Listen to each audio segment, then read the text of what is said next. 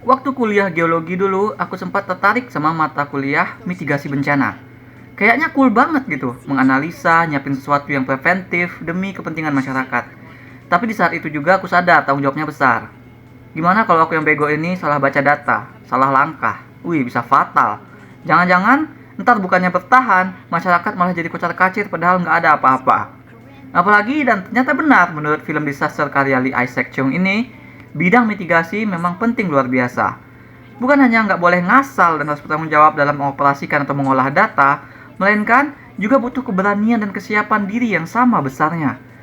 Karena kalau ada satu hal lagi yang aku pelajari dari film ini, yaitu adalah kita nggak bakal bisa ready nolongin orang kalau sendirinya kita belum ready, belum kokoh menghadapi terjangan tornado masalah dalam diri pribadi.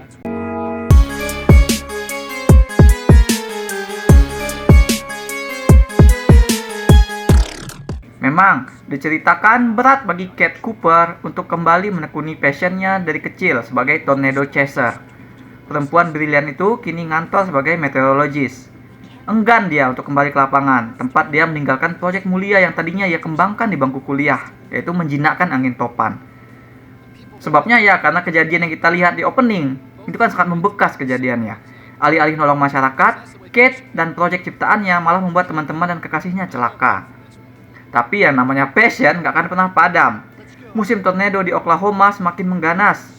Kate yang punya keahlian khusus menganalisa munculnya tornado, akhirnya bersedia untuk gabung bersama tim Harvey, temannya sesama penyintas di kejadian opening itu. Yang ngajaknya bergabung kali ini mereka punya alat-alat yang lebih mutakhir untuk nge-scan dan menangkap data tornado.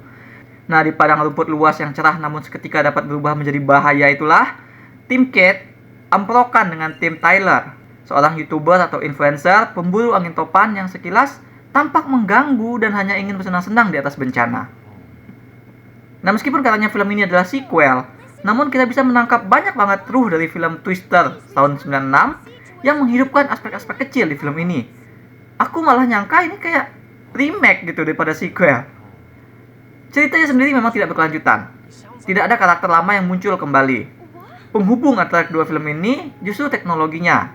Ada alat penangkap tornado bernama Dorothy yang merupakan reference ke film The Wizard of Oz, ya kan, tentang gadis bernama Dorothy yang kehisap tornado hingga sampai ke tanah yang ajaib. Nah, alat itu kini sudah sampai ke tahap yang lebih mutakhir. Referensi dari Wizard of Oz tadi bahkan dilanjutkan oleh film ini, karena nama-nama timnya si Harvey dinamai dari geng Dorothy di film tersebut. Nah, sedangkan Kate sebagai tokoh utama, buatku dia terasa seperti gabungan dari protagonis di film pertama, dari Joe dan Bill. Atau tepatnya buatku terasa seperti Kate ini seperti versi koreksi dari film Twisters terhadap karakter Joe yang berbagi porsi dengan Bill. Kate di film ini benar-benar capable dan mandiri di bidangnya. Dia bisa teknik membaca kode alam seperti yang dilakukan oleh Bill. Dia juga jago mengoperasikan alat-alat seperti Joe. Malahan, konsep penjinak angin topan tadi itu solely adalah buah pikiran dari Kate. Penampilan Daisy Edgar Jones pun dibuat mirip banget dengan Joe. Rambut pirangnya dikuncir, lalu dia juga ada pakai tank top putih, dan semacamnya lah. Nah, supaya nggak jadi terlalu sempurna, film memfokuskan kepada konflik yang dipantik dari trauma Kate. Trauma personal inilah yang membuatnya punya flow, ya kan, punya celah. Celah ini yang dikembangkan jadi drama yang menghidupkan cerita. Jadi Kate ini dia meragukan dirinya sendiri karena selamat dari kejadian di masa lalu itu. Dia jadi setengah-setengah ngejar tornado, dia jadi takut, ya kan? Ini menghambat misi dari timnya. Makanya Tyler Owens, si YouTuber, jadi karakter pendukung yang tepat untuk Kate. Bukan semata karena Glenn Powell jago banget mainin karakter songong namun karismatik, melainkan juga karena Tyler, yang dengan mobil merahnya itu, sekali lagi inilah note untuk film original, mengejar tornado cuma buat nembakin kembang api ke dalamnya, itu perlahan dia membimbing Kate keluar dari perasaan menakutkan. Tyler membuat Kate kembali berani, bukan hanya untuk menaklukkan ketakutannya, melainkan juga mendunggangi rasa takut itu. Dalam artian, membuat ketakutannya sebagai pijakan untuk menjadi orang yang lebih baik. Dan aku menemukan diriku lebih mudah connect kepada permasalahan Kate dan dukungan Tyler, karena terasa personal ketimbang persoalan menemukan cinta kembali di balik urusan pasangan yang mau cerai pada film pertamanya. Imbasnya, relationship yang terjalin antara Kate dan Tyler juga lebih mudah aku ikuti, lebih mudah aku mengerti. Aku jadi gampang peduli. Dari yang tadinya semacam rival karena merasa beda kos, ya kan? Mereka jadi saling tertarik. Lebih dari ketertarikan fisik, melainkan karena mereka menemukan kesamaan deep inside, kesamaan tujuan juga.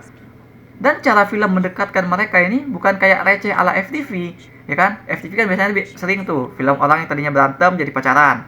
Tapi di sini enggak, di sini tuh lebih humanis. Dan tentu saja lebih exciting karena tetap saja ini adalah film tentang bencana alam. Jadi di lapisan luar cerita mereka ada pusaran angin ribut yang eventually literally dibikin membara. Dari Tyler, Kate, dan kita belajar bahwa rating bencana alam seperti puting beliung itu diukur justru dari efek kerusakan yang ditimbulkan. Yang berarti kita sendirilah yang menentukan seberapa besar tragedi menghancurkan diri kita. Kita yang mutusin berapa lama bencana itu menerjang sebelum akhirnya reda. Maka bangkitlah segera. Itu yang ingin dikatakan film. Momen-momen action survival dan kejar-kejaran menangkap tornadonya dibuat seru. Karena bukan hanya teknologi Dorothy yang semakin maju.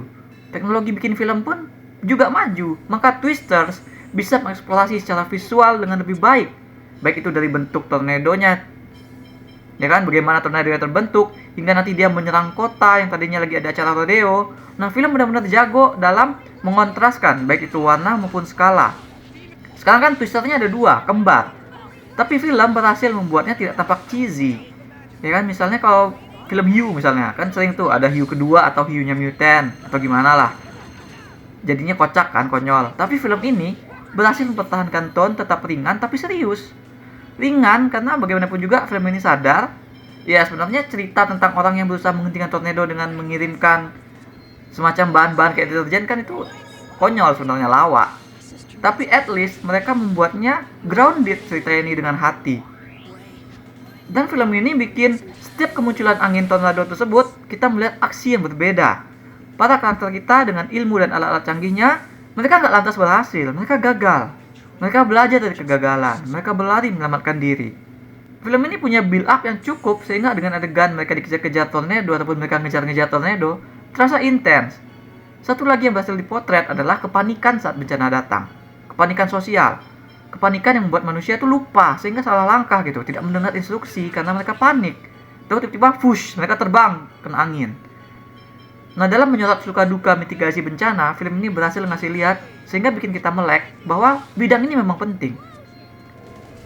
Mana juga filmnya cinephile banget, ya kan, di tempat berlindung terakhir mereka kan mereka berlindungnya di bioskop. Keren banget. Aku sempat ngira, wih, ada pergeseran nilai di sini. Ketika melihat di awal si Kate ini masuk ke dalam tim corporate. Dia sebel melihat tim Tyler yang datang-datang bawa penggemar. Yang mereka tuh begitu colorful katakanlah, sehingga seolah angin tornado bagi mereka bukan bencana melainkan tontonan dan show semata. Soalnya kan di film terdahulu protagonis kita berada di tim yang mandiri yang free spirit kayak gitu, dan bad guy mereka adalah tim corporate dengan seragam dan segala macam formalitas. Nah, nilai ini yang aku sangka berubah di zaman sekarang. Karena film bikin protagonis utama kita di tim corporate. Mungkin aku kira film ini juga ingin menyinggung soal kultur konten. Aku tertarik karena ingin melihat alasan film ini mengatakan tim corporate ada di pihak yang baik. Tapi ternyata zaman memang belum berubah. Ya kan, sekali lagi film ini kayak bermain-main dengan ruh film pertamanya. Karena perlahan Kate menyadari bahwa dia ada di tim yang salah. Ini tentu jadi journey yang menarik yang menambah kepada perkembangan Kate sebagai karakter. Prejudis yang dia bawa mengenai orang-orang free spirit yang ada di tim Tyler tentu akan sampai juga ke kita. Dan di balik mentereng dan profesionalitasnya, sepertinya begitu, tim corporate tetaplah pihak yang culas, yang dengan no problem nyari cuan di atas penderitaan rakyat. Nah, bagaimana pendapat kalian tentang gambaran dua tim dalam film ini? Silahkan share di komen. Kalau ditanya suka yang mana, aku lebih cocok dengan sequel ini. Meskipun memang kalau ditanya lebih jauh, aku merasa film ini lebih mirip sebagai spiritual remake dari film pertamanya dibandingkan sequel. Alasan aku suka karena film yang ini terasa lebih mudah relate. Tapi aku juga mikir karakter dalam film ini terasa kuat juga humanitinya. Ya kan, mereka punya layer, terutama karakter seperti Tyler. Untuk Kate sendiri, kita dibuat paham sama celahnya dia. Film fokus kepada celahnya dan ini penting karena tanpa ketakutannya, tanpa traumanya, tanpa survivor guilt-nya, Kate hanya akan jadi karakter utama yang terlalu sempurna. Dia tidak akan menarik kalau begitu. Tapi film berhasil membuat setiap pertemuan dia dengan tornado itu punya arti, punya makna kepada pembelajarannya sebagai manusia. Sambil juga film ini tetap menjalankan fungsinya dengan baik sebagai disaster flick yang seru, intens, dan kadang lucu kadang konyol. Aku berikan 7,5 dari 10 bintang emas untuk Twisters. That's all we have for now. Jangan lupa like dan subscribe supaya ketinggalan review-review dan playthrough lain. Kunjungi mydirtshit.com untuk review yang lebih detail. Atau kalian bisa kunjungi store mydirtshit di ciptoloka.com. Ada banyak kaos dan pernak-pernik custom yang unik, mulai dari film, musik, game, hingga wrestling. Thanks for watching. Remember in life, there are winners and there are losers.